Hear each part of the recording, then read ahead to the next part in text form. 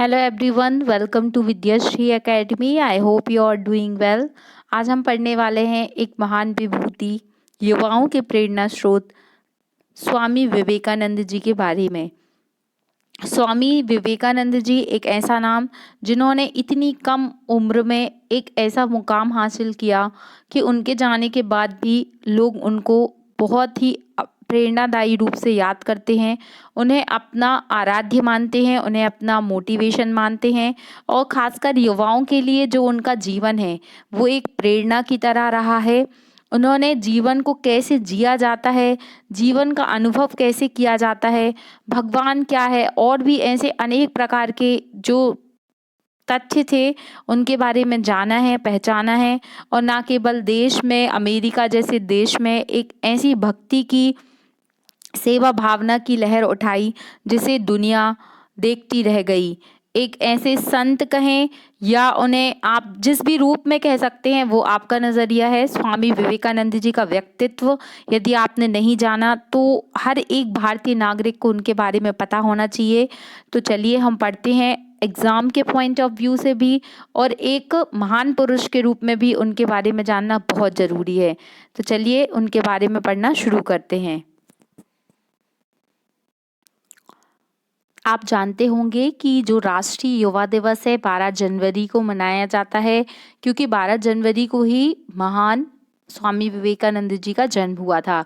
उनका जो सबसे अधिक अगर बोला जाए, जो मुझे पर्सनली बहुत अधिक पसंद है, और स्वामी विवेकानंद जी का जो थॉट है कि जब तक आप खुद पे विश्वास नहीं करते तब तक आप भगवान पे भी विश्वास नहीं कर सकते।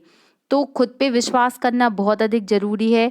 उन्होंने कहा है, उठो जागो और लक्ष्य की ओर तब तक आगे बढ़ते रहो जब तक कि आपको लक्ष्य प्राप्त ना हो जाए।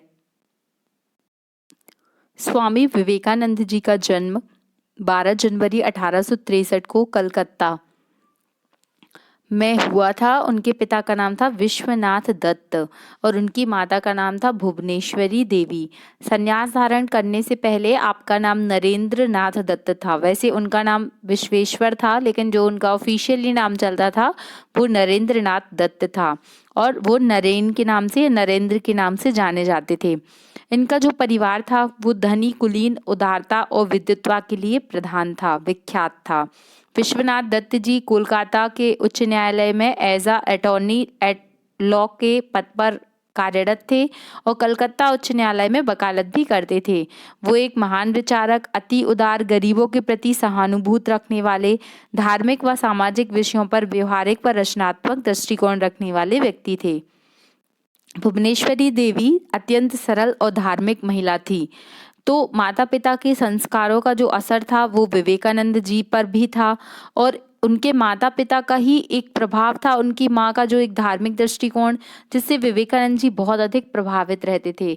और हमेशा ईश्वर को जानने के प्रति जो उनकी इच्छा थी, जो उनकी लगन थी, वो बहुत ही तीव्र थी। वो एक बहुत ही तर्कवादी इंसान थे। अगर कुछ चीज़ ग्रंथ में लिखी है तो ऐसा नहीं कि वो ग्रंथ में लिखा है इसलिए उन्होंने मान लिया, वो उसके पीछे क्या फिलॉसफी है वो सब जानने के लिए उनके मन में बहुत जिज्ञासा रहती थी, बहुत इंटरेस्ट रहता था कि ऐसा क्यों है, ऐसा क्यों है। उनके मन में अनेकों क्वेश्चंस आते रहते थे जिनके आंसर वो ढूंढते रहते थे कि उनके आंसर कौन देगा।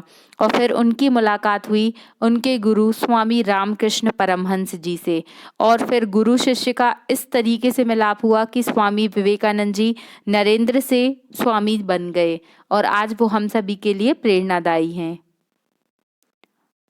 स्वामी विवेकानंद जी के जो गुरु का नाम था वो था रामकृष्ण परमहंस जी। तो रामकृष्ण परमहंस जी के नाम पे ही स्वामी जी ने क्या किया था, रामकृष्ण मिशन की स्थापना की थी, रामकृष्ण मठ के रूप में। फिर भारत में भारतीय दर्शन, विशेषकर वेदांत और योग को प्रसारित करने में स्वामी विवेकानंद जी की बहुत अधिक महत्वपूर्ण भूमिका थी। साथ ही ब्रिटिश साम्राज्य के दौरान राष्ट्रवाद और अध्यात्म को जोड़ने में एक महती भूमिका विवेकानंद जी ने निभाई थी। इसके अतिरिक्त अगर आप विवेकानंद जी के जातिवाद, शिक्षा, राष्ट्रवाद, धर्मनिरपेक्षतावाद, मानवतावाद के विचार आपने प्रस्तुत किए थे। विवेकानंद जी की शिक्षाओं पर कौन कौन से अधिक ग्रंथों का प्रभाव था? तो वो था उपनिषद, गीता का प्रभाव, बुद्ध एवं ईसा मसीह के उपदेशों का प्रभाव था। मतलब इससे आपको क्या पता चलेगा कि स्वामी विवेकानंद जी ऐसे किसी भी मतलब वो सनातन संस्कृति को तो मानते थे, लेकिन वो सभी धर्मों का आदर करते थे। उन्होंने 1893 में शिकागो में विश्व धर्म सम्मेलन में वैश्विक ख्याति अर्जित की थी। इसके माध्यम से ही भारतीय अध्यात्म का जो वैश्विक स्तर था उस पर प्रचार प्रसार हुआ था। आप जानते होंगे कि 1863 में स्वामी विवेकानंद जी को एक विश्व धर्म सम्मेलन में एज अ रिप्रेजेंटेटिव इंडिया की तरफ से भेजा गया था। तो भारत का प्रतिनिधित्व करने वाले स्वामी जी जब एक धोती, साधारण से कपड़ों में धोती पहन करके जब पहुंच गए, कहाँ पर, भगवा रंग का उन्होंने पहना हुआ था जो कपड़े थे, तो अंग्रेजों ने उनका मजाक उड़ाया और अंग्रेजों ने कहा कि ये मतलब ऐसे भिखारी जैसे लोग जो हैं वो आए हैं भारत का प्रतिनिधित्व करने। लेकिन जब स्वामी विवेकानंद जी ने बोला कि मेरी प्यारी बहनों एवं भाइयों, तो वहाँ बैठी सारी जनता स्तब्ध रह गई और सभी ने ढेर सारी तालियां बजाकर कंटिन्यू घंटों तालियां बजती रही। और स्वामी विवेकानंद जी का जो वो व्याख्यान था उसने तो मतलब एक अलग ही तस्वीर बदल दी और सभी ने भारतीय दर्शन को माना कि नहीं, सच में भारत में कुछ अलग बात है। 1893 में एक शिकागो में उनके व्याख्यान के बाद एक अभियान की शुरुआत हुई जो सुधार के उद्देश्य से भारत की सहस्त्राब्दी परंपरा का व्याख्यान करता है। इसके उपरांत न्यूयॉर्क में लगभग 2 वर्ष उन्होंने व्यतीत किए और 1894 में उन्होंने अपनी पहली वेदांत सोसाइटी की स्थापना की। फिर पूरे यूरोप का व्यापक भ्रमण किया। मैक्स मूलर और पॉल ड्यूस जैसे जो महान लोग थे उनसे उन्होंने बातें की और भारत में अपनी सुधारवादी अभियानों को लेकर आरंभ करने के लिए निकोला टेस्ला जैसे विख्यात विद्वानों के साथ, वैज्ञानिकों के साथ उन्होंने क्या किए, तर्क वितर्क किए।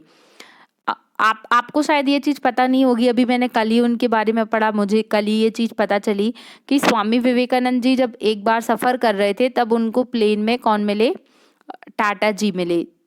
तो उन्होंने उनसे बोला कि आपको भारत में एक ऐसी कुछ इंडस्ट्रियल कंपनी खोलनी चाहिए, स्टील की है या फिर कुछ ऐसी जो फंडामेंटल टाइप की हो, उस तरीके की आपको कुछ ऐसा युवाओं के लिए करना चाहिए। और फिर जब टाटा जी मतलब जो जमशेद जी टाटा थे, जब वो वापस आए इंडिया और उन्होंने क्या की, वो स्टील कंपनी की स्थापना की। तो आप सोच सकते हैं कि एक छोटा सा विचार आज टाटा इंडस्ट्री को कहाँ से कहाँ ले गया। तो वो विचार दिया था स्वामी विवेकानंद जी ने। उन्होंने जगदीश चंद्र बोस की वैज्ञानिक परियोजनाओं का भी समर्थन किया और आयरिश शिक्षिका जो मार्गरेट नोबल थी, जिन्हें सिस्टर निवेदिता के नाम से जाना जाता था, उनको भारत में आने के लिए आमंत्रित किया ताकि वे भारतीय महिलाओं की शिक्षा की स्थिति में सुधार कर सकें। क्योंकि स्वामी विवेकानंद जी महिला शिक्षा को लेकर, महिलाओं के सशक्तिकरण को लेकर काफ़ी अधिक प्रयासरत थे।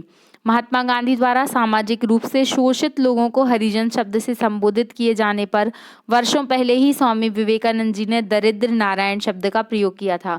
हम सभी जानते हैं कि जो हरिजन हैं, जो दलित लोग हैं, उनको हरिजन कहकर किसने पुकारा था? महात्मा गांधी जी ने पुकारा था। लेकिन उससे पहले कई वर्ष पूर्व ही स्वामी विवेकानंद जी ने जो गरीब हैं, जो अनाथ हैं, जो दीन दयाल हैं, उनके लिए दरिद्र नारायण शब्द का संबोधन स्वामी जी ने किया था। इसका अर्थ क्या होता है? दरिद्र नारायण मतलब ईश्वर की, गरीबों की सेवा ही क्या है? ईश्वर सेवा है। पश्चिमी राष्ट्रवाद के विपरीत स्वामी विवेकानंद जी राष्ट्रवाद भारतीय धर्म पर आधारित है। उनका कहना क्या था कि जो राष्ट्रवाद है वो भारतीय धर्म पर आधारित है और भारतीय लोगों का जीवन का रस है। भारतीय संस्कृति के प्रमुख घटक मानवतावाद एवं सार्वभौमिकता विवेकानंद जी के राष्ट्रवाद की आधारशिला माने जा सकते हैं।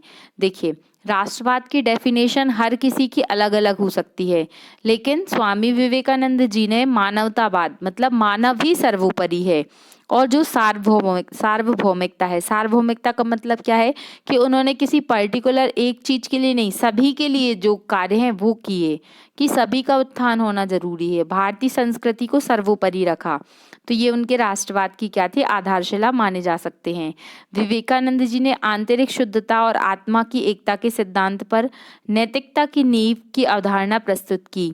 विवेकानंद जी के अनुसार नैतिकता और कुछ नहीं है बल्कि व्यक्ति को एक अच्छा नागरिक बनाने में सहायता करने वाले नियम हैं। जो आज हम नैतिक संहिता की बात करते हैं, नैतिक आचरण, सदाचरण की बात करते हैं, तो उन्होंने कहा था कि हर एक इंसान का पहला लक्ष्य होना चाहिए एक अच्छा नागरिक बनना। उसके बाद फिर आप सोच सकते हैं कि आपको प्रोफेशनली क्या बनना है, लेकिन एक अच्छा नागरिक बनना ही आपकी नैतिकता का उद्देश्य होना चाहिए। फिर स्वामी जी का मानना था कि किसी भी राष्ट्र का युवा, देखिए युवा की डेफिनेशन को इस तरीके से बताया कि युवा का अर्थ, अगर युवा को आप उल्टा करेंगे ना तो ये होगा वायु।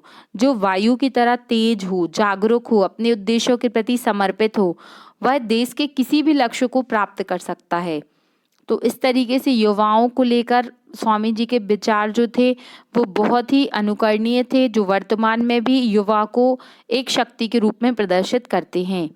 विवेकानंद जी ने युवाओं को आध्यात्मिक बल के साथ साथ शारीरिक बल में वृद्धि करने के लिए भी प्रेरित किया। स्वामी जी ने ऐसी शिक्षा पर बल दिया जिसके माध्यम से विद्यार्थियों की आत्मोन्नति हो और उनके चरित्र का भी निर्माण हो सके। तो इस तरीके से स्वामी जी का जो था वक्तव्य था। और वेदांत दर्शन को लेकर भी स्वामी जी के जो विचार थे, वेदांत दर्शन उपनिषद पर आधारित है, इसमें उपनिषद की व्याख्या की गई है। वेदांत दर्शन में ब्रह्म की अवधारणा पर बल दिया गया जो उपनिषद का क्या था, केंद्र था। और वेद को ज्ञान का परम तत्व माना है जिस पर किसी भी प्रकार का कोई प्रश्न खड़ा नहीं किया जा सकता।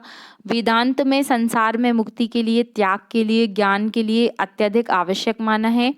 और 1897 में स्वामी विवेकानंद जी ने अपने गुरु रामकृष्ण परमहंस की मृत्यु के पश्चात रामकृष्ण मिशन की स्थापना की। इस मिशन ने भारत में शिक्षा एवं लोक परोपकारी कार्यों के लिए, आपदाओं में सहायता, चिकित्सा सुविधा, प्राथमिक और उच्च शिक्षा, जनजातियों के लिए अनेक प्रकार का बल दिया। इस तरीके से स्वामी विवेकानंद जी का जो जीवन दर्शन था वो बहुत ही अनुकरणीय था। उन्होंने अपने शिकागो धर्म का जो व्याख्यान हुआ था उसमें शुरुआत, मतलब भारत की जो भी एक तरीके से संस्कृति है उसको बताया वहाँ पे कि किस तरीके से क्या होता है। तो स्वामी विवेकानंद जी का दर्शन आज हमने पढ़ा है।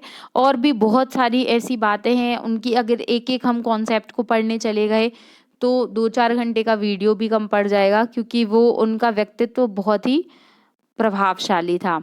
तो आई होप आपको विवेकानंद जी के बारे में ये जानकारी अच्छी लगी होगी।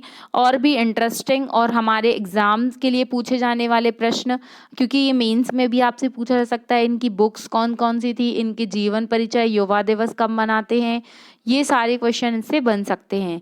तो आई होप आपको ये वीडियो अच्छा लगा होगा। अगर आपको वीडियो पसंद आता है तो please like, share and subscribe. Thank you so much. खुश रहिए, पढ़ते रहिए। जय हिंद, जय भारत।